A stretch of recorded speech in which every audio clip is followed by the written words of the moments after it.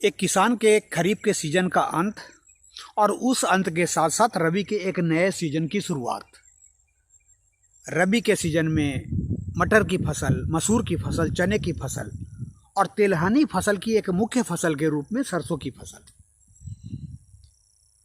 किसान रबी के सीजन में इन फसलों की बुआई करता है बीजों को मिट्टी के अंदर, और दिसंबर आते आते बीज जो है वो जर्मिनेट होकर पौधों में बदल जाते हैं। दिसंबर का पहला सप्ताह आज समाप्ति पर है। बीज पौधों में दिखाई देना चालू हो चुके हैं।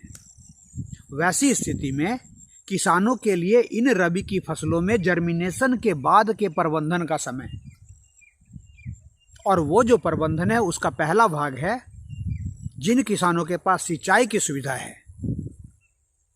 तो इन फसलों के 20 से 25 दिन की अवस्था में पहली सिंचाई, लेकिन हल्की सिंचाई, और उस सिंचाई के 2 दिन बाद बूस्टर डोज के रूप में एक फोलियर स्प्रे, और उसमें जो दवा लेनी है फंगीसाइड, इंसेक्टिसाइड प्लस NPK 19-19-19, इन तीनों को अलग अलग बर्तनों में अच्छी तरह से घोलकर फोलियर स्प्रे की टंकी में एक साथ मिलाकर और एक समान रूप से खेतों में अप्लाई।